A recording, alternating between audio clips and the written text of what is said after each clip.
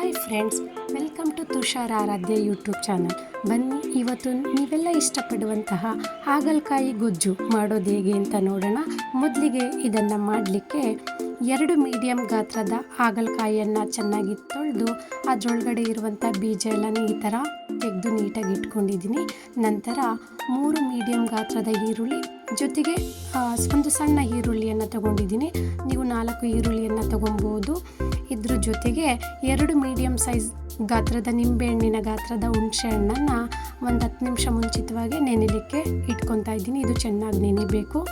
ನಂತರ ಒಗ್ಗರಣೆಗೆ 1 ಟೇಬಲ್ ಸ್ಪೂನಷ್ಟು ಸಾಸಿವೆ, 1 ದೊಡ್ಡ ಗಾತ್ರದ ನಿಂಬೆಹಣ್ಣು ಗಾತ್ರದ ಬೆಲ್ಲ, ಸ್ವಲ್ಪ ಎಕ್ಸ್ಟ್ರಾ ತೊಗೊಂಡಿದ್ದೀನಿ, 4 ಒಣಮೆಣಸಿನ್ಕಾಯಿ, 3 ಕಡ್ಡಿ ಕರಿಬೇವಿನ ಸೊಪ್ಪು, 2 ಟೇಬಲ್ ಸ್ಪೂನ್ ಕಡಲೆಬೇಳೆ, ಜೊತೆಗೆ ಈ ಒಂದು ಮೆಜರ್ಮೆಂಟಲ್ಲಿ 3 ಸೌಟು ಅಥವಾ ಒಂದು 5 ಟೇಬಲ್ ಸ್ಪೂನಷ್ಟು ಎಣ್ಣೆ, 3 ಟೇಬಲ್ ಸ್ಪೂನಷ್ಟು ಮನೆಯಲ್ಲಿ ಮಾಡಿರುವಂತಹ ಸಾಂಬಾರ್ ಪೌಡರ್, ರುಚಿಗೆ ತಕ್ಕಷ್ಟು ಉಪ್ಪು, ಇಷ್ಟನ್ನು ಸೆಪ್ರೇಟಾಗಿ ಎತ್ತು ಮಾಡಿಕೊಳ್ಳೋಣ.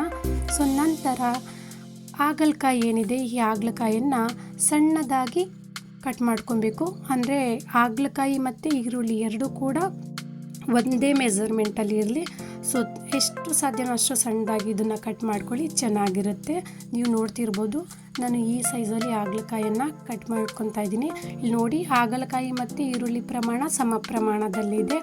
ನಂತರ ಗ್ಯಾಸ್ ಫ್ಲೇಮ್ನ ಆನ್ ಮಾಡಿ ಒಂದು ಪಾತ್ರೆ ಇಟ್ಟು ಆ ಪಾತ್ರೆ ಸ್ವಲ್ಪ ಬಿಸಿಯಾದ ನಂತರ 1 ಟೇಬಲ್ ಸ್ಪೂನಷ್ಟು ಎಣ್ಣೆಯನ್ನು ನಾನು ಅದಕ್ಕೆ ಸೇರಿಸ್ಕೊತಾ ಇದ್ದೀನಿ. ಯಾಕೆಂದರೆ ನಾವಿಲ್ಲಿ ಹಾಗಲಕಾಯನ್ನು ಚೆನ್ನಾಗಿ ಹುರ್ಕೊಬೇಕು.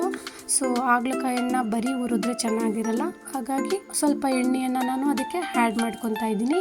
ನಂತರ ಅದಕ್ಕೆ ಈಗ ಆಲ್ರೆಡಿ ಕಟ್ ಮಾಡ್ಕೊಂಡಿರುವಂತಹ ಹಾಗಲಕಾಯಿ ಏನಿದೆ ಅದನ್ನು ಸೇರಿಸ್ಕೊಂಡು ಇದನ್ನು ಚೆನ್ನಾಗಿ ಫ್ರೈ ಮಾಡ್ಕೊಳ್ಳೋಣ. ಇದು ಬ್ರೌನ್ ಕಲರ್ ಬರಬೇಕು, ಅಲ್ಲಿವರೆಗೂ ಇದನ್ನು ಫ್ರೈ ಮಾಡ್ಕೊತಾನೆ ಇರಿ. ಸಾಮಾನ್ಯವಾಗಿ ಹಾಗಲಕಾಯಿನ ಯಾರೂ ಇಷ್ಟಪಡೋದಿಲ್ಲ, ಬಟ್ ಇದರಲ್ಲಿ ಎಷ್ಟು ಬೆನಿಫಿಟ್ ಇದೆ ಅಂತಂದರೆ ಯಾರಿಗೆಲ್ಲ BP ಇರುತ್ತೋ ಅದು ತುಂಬ ಹೆಲ್ಪ್ ಆಗುತ್ತೆ. ಅದು IBP ಇರೋರಿಗೆ, ಜೊತೆಗೆ ಇಮ್ಯುನಿಟಿನ ಜಾಸ್ತಿ ಮಾಡುತ್ತೆ. ವೆಯ್ಟ್ ಲಾಸ್ ಮಾಡ್ತೀನಿ ಅನ್ನೋರಿಗಂತೂ ಇದು ತುಂಬಾ ಹೆಲ್ಪ್ ಆಗುತ್ತೆ. ಇದರಲ್ಲಿ ತುಂಬ ವಿಟಮಿನ್ಸ್ ಇರುತ್ತೆ. ಸೊ ನೋಡಿ ಇಲ್ಲಿ ನಿಮಗೆ ಹಾಗಲಕಾಯಿ ಸ್ವಲ್ಪ ಬ್ರೌನ್ ಕಲರ್ ಬರಬೇಕು.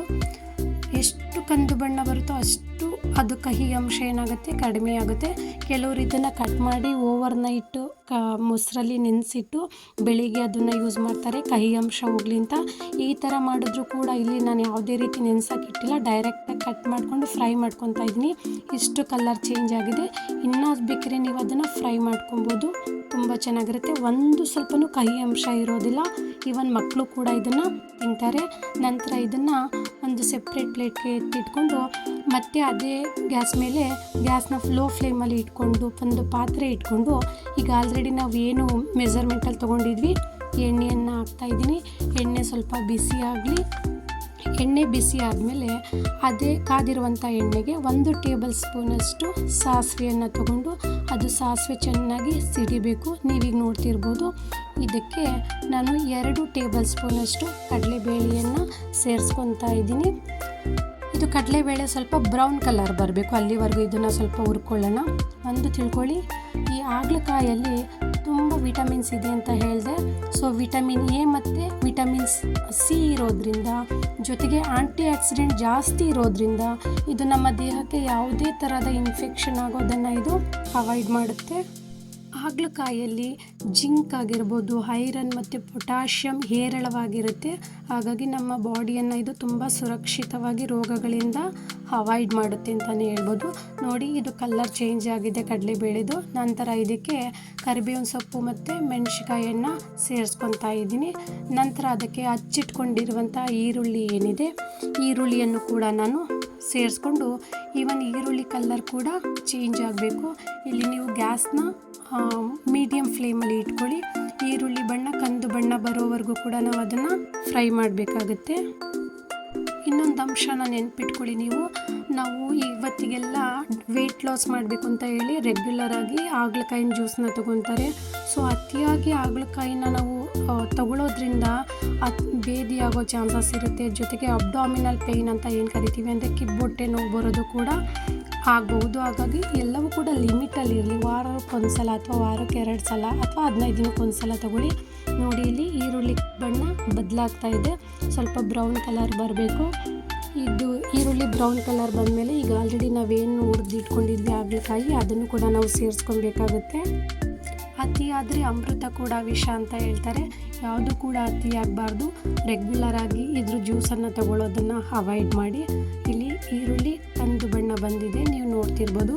ನಾನೀಗ ಇದಕ್ಕೆ ಹುರಿದಿಟ್ಕೊಂಡಿರುವಂಥ ಹಾಗಲಕಾಯಿಯನ್ನು ಸೇರಿಸ್ಕೊತಾ ಇದ್ದೀನಿ.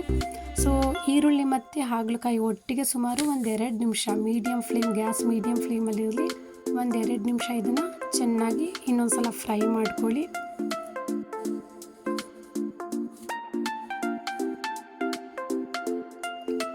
ನಂತರ ಇದಕ್ಕೆ ನಾನೀಗ ಆಲ್ರೆಡಿ ಏನು ನೆನೆಸಿಟ್ಕೊಂಡಿರುವಂಥ ಮೀಡಿಯಮ್ ಸೈಜ್ ನಿಂಬೆಹಣ್ಣಿನ ಗಾತ್ರದ ಹುಣಸೆ ಹುಳಿ ಏನಿದೆ ಅದನ್ನು ಸೇರಿಸ್ಕೊತಾ ಇದ್ದೀನಿ. ಅದ್ರ ಜೊತೆಗೆ ಈ ಹಾಗಲಕಾಯಿ ಮುಳುಗುವಷ್ಟು ನೀರನ್ನು ಸೇರಿಸ್ಕೊಳ್ಳಿ. ಸೊ ಇಲ್ಲಿ ಹಾಗಲಕಾಯಿ ಸಂಪೂರ್ಣವಾಗಿ ಮುಳುಗಬೇಕು, ಏಕೆಂದರೆ ಆ ಹುಳಿ ಅಂಶ ಎಲ್ಲ ಹಾಗಲಕಾಯಿ ಚೆನ್ನಾಗಿ ಹೀರ್ಕೊಬೇಕಾಗತ್ತೆ. ಸೊ ಹಾಗಲಕಾಯಿ ಮುಳುಗುವಷ್ಟು ನೀರನ್ನು ಸೇರಿಸ್ಕೊಳ್ಳಿ. ನಂತರ ಇದಕ್ಕೆ ಏನು ತೆಗೆದಿಟ್ಕೊಂಡಿದ್ರಿ ಬೆಲ್ಲ, ಒಂದು ದೊಡ್ಡ ನಿಂಬೆಹಣ್ಣು ಗಾತ್ರದ ಬೆಲ್ಲ ಏನಿದೆ ಆ ಬೆಲ್ಲವನ್ನು ಕೂಡ ಈ ಹಂತದಲ್ಲಿ ನೀವು ಸೇರ್ಪಡೆ ಮಾಡ್ಕೊಳ್ಳಿ. ಈಗ ಬೆಲ್ಲವನ್ನು ಆ್ಯಡ್ ಮಾಡ್ತಾ ಇದ್ದೀನಿ. ಸೊ ಈಗ ನಾನೇನು ಮಾಡ್ತೀನಿ, ಗ್ಯಾಸ್ನ ಹೈ ಫ್ಲೇಮಲ್ಲಿ ಇಟ್ಕೊತೀನಿ. ಸುಮಾರು ಒಂದು 5 ನಿಮಿಷ ಇದು ಹೈ ಫ್ಲೇಮಲ್ಲಿ ಚೆನ್ನಾಗಿ ಕುದಿ ಬರಬೇಕು. ಸೊ ನೋಡ್ಕೊತಾ ಇರಿ ಅವಾಗವಾಗ.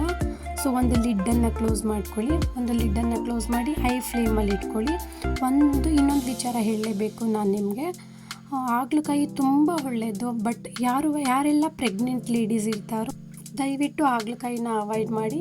ಇಲ್ಲಿ ನೀವು ನೋಡ್ಬೋದು ಕುದಿ ಬಂದಾದಮೇಲೆ ಒಂದು 5 ನಿಮಿಷ ಆದಮೇಲೆ ಕುದಿ ಬಂದಿದೆ. ನಂತರ ಇದಕ್ಕೆ ನಾನು ಒಂದು 3 ಟೇಬಲ್ ಸ್ಪೂನಷ್ಟು ಸಾಂಬಾರು ಪುಡಿನ ಸೇರಿಸ್ಕೊತಾ ಇದ್ದೀನಿ. ಇದು ಮನೇಲಿ ಮಾಡ್ಕೊಂಡಿರುವಂಥ ಸಾಂಬಾರು ಪುಡಿ, ಇದನ್ನು ಸೇರಿಸ್ಕೊತಾ ಇದ್ದೀನಿ.